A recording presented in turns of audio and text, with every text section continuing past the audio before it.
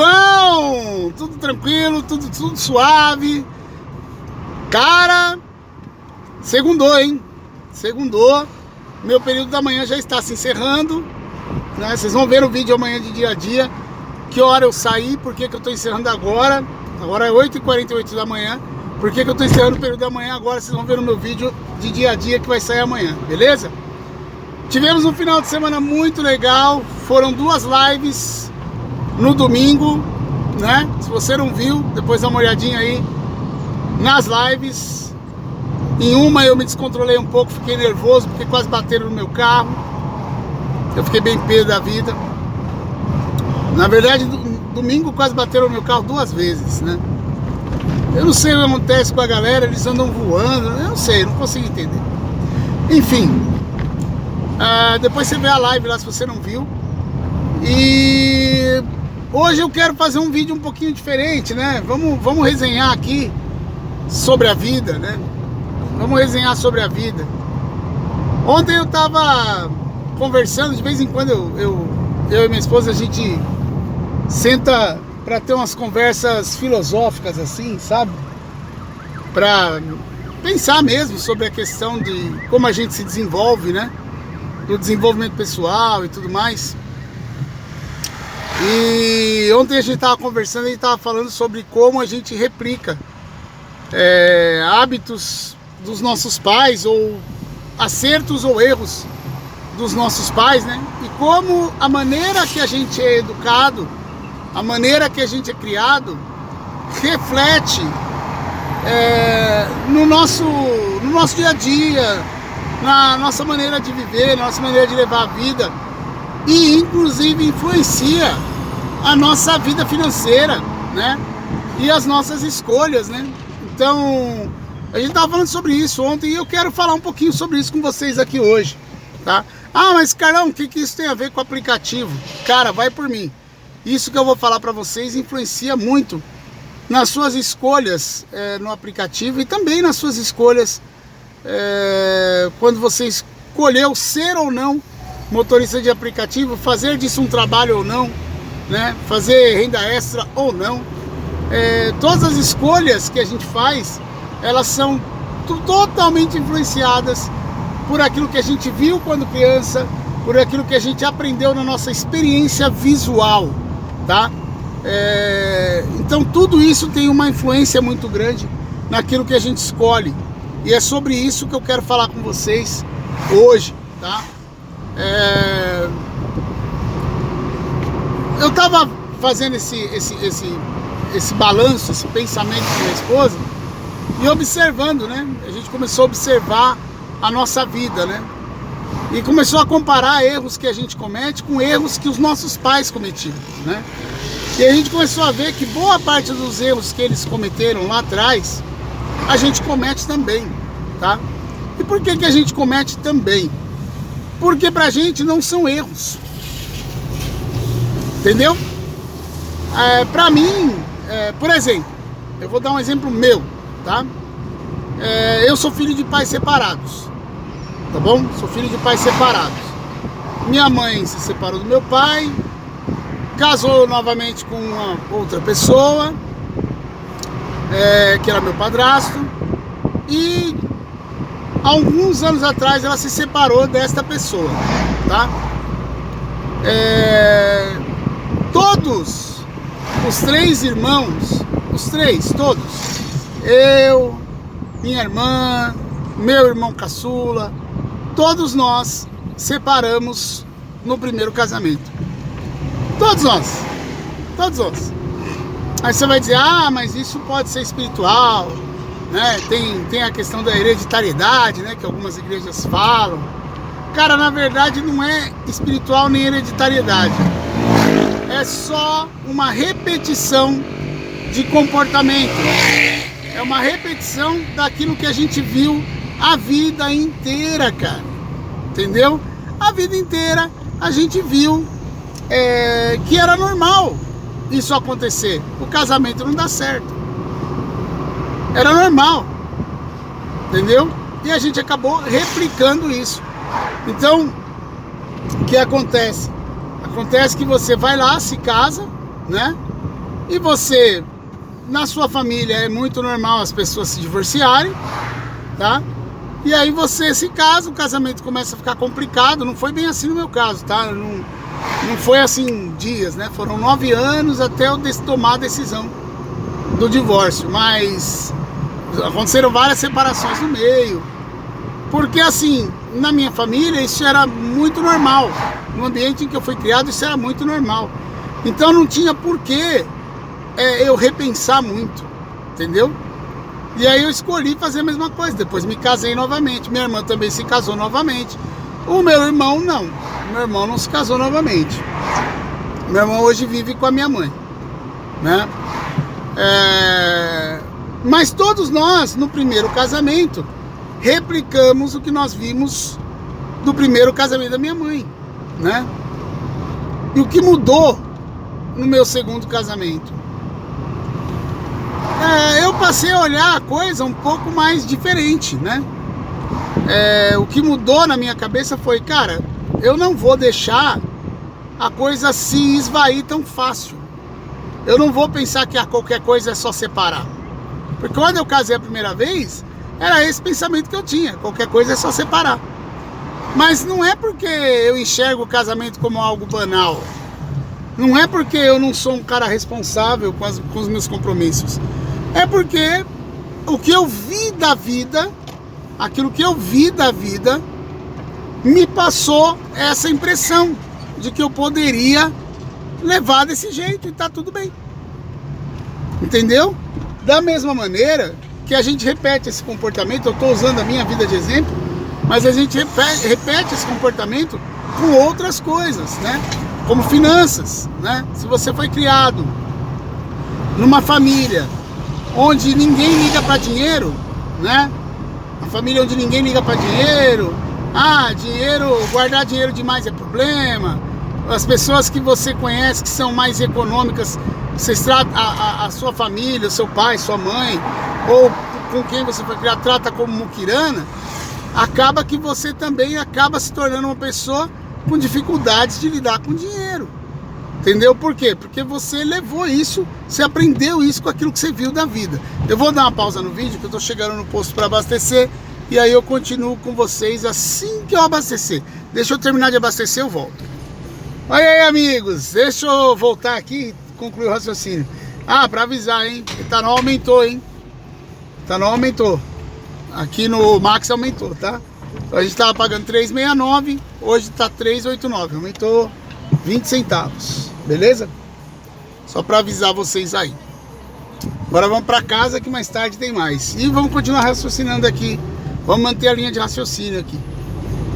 Então o que acontece? Com a parte financeira existe o mesmo tipo de bloqueio, tá? Então a gente é muito moldado não só por aquilo que a gente ouve, não só por aquilo que a gente vê, mas por aquilo que a gente vive, tá? Então se você é uma pessoa que teve uma infância muito pobre, muito escassa, provavelmente você vai ser uma pessoa muito preocupada com o seu bem-estar financeiro, né? E se você teve uma infância que não foi escassa e as pessoas ao seu redor não tinham cuidado com o dinheiro, não tinham preocupação com o futuro, provavelmente você vai replicar isso depois que você for adulto, tá? E isso nos traz, vamos trazer isso aqui agora para o nosso mundinho dos aplicativos, né? Esse final de semana eu estava vendo um vídeo de um rapaz lá de São Paulo, ele chama Kleber, ele é taxista. E ele pegou e saiu com o carro da esposa para fazer o UberX, né? Por que o UberX? Ele saiu, o carro da esposa era um Honda HRV, daria para fazer o Black, mas ele não tinha o número de corridas para poder acessar a categoria Black. Sim, se você não sabe, para você, por exemplo, vamos supor que você comece a fazer Uber hoje. Você entrou agora no aplicativo. Então você vai lá e aluga um carro sedã para fazer Uber Comfort, né? Aqui em Sorocaba o Black não existe, só o Comfort. Então você aluga um carro sedã para fazer Comfort na Uber, certo? Mas você nunca fez nenhuma corrida. A Uber não vai liberar o Comfort para você antes das primeiras 100 corridas. E além das 100 corridas, você precisa ter também uma nota de 4,85 no mínimo, tá? Então sua nota como motorista não pode ser menor que 4,85. E você precisa ter no mínimo 100 viagens completadas pelo aplicativo da Uber para poder acessar o Comfort e o Black. No caso dele, como ele é taxista, ele não faz Uber, né? Então ele não tinha essas viagens. E aí ele pegou o carro da esposa e foi fazer um Uber X, coisa e tal. Cara, ele não conseguiu. Ele não conseguiu. Ele conseguiu fazer uma corrida, se eu não me engano. Ele não conseguiu fazer corridas. E por que ele não conseguiu fazer as corridas? Porque ele tem a referência do táxi, tá? Então, por exemplo, várias corridas que ele recusou lá, o motorista de aplicativo do dia a dia, que está acostumado com o aplicativo, ia achar até uma corrida legal.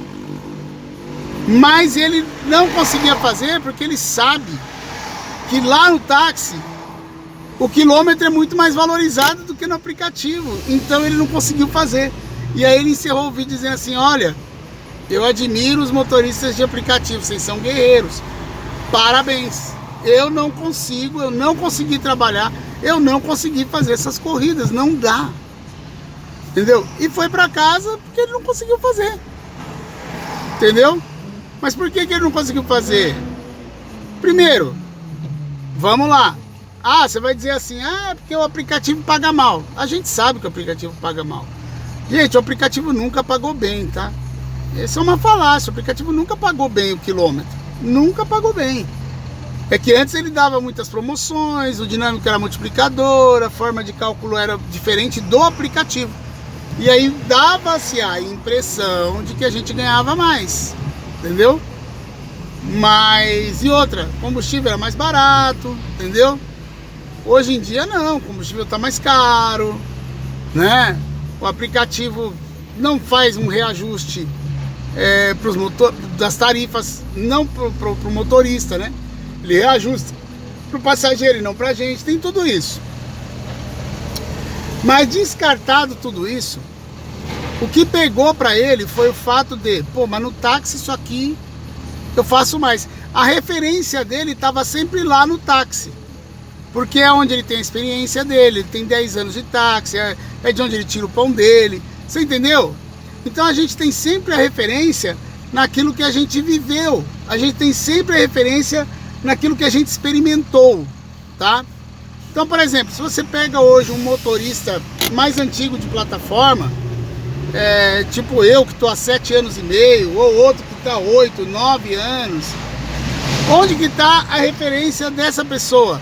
Está há 9 anos atrás, está há 8 anos atrás, entendeu? Quando a Uber chegou, que a Uber precisava ganhar terreno, precisava ganhar espaço, a referência dessa pessoa... Nossa, esse cara do caminhão tá difícil, hein, meu amigo? Caramba, passa 2 aí, irmão, você tá tomando espaço de 2, pelo amor de Deus. Nossa, é uns motoristas, bicho, puta merda, viu? Olha, meu, ele tá tomando espaço de 2 carros, velho. Eu sei que é um caminhão, mas, pô, não precisa ser assim, né? Deixa eu passar por ele aqui. Ô, bicho ruim de braço. Então, o que acontece? A referência da pessoa é que... Vai passar o Porsche. Barulhento.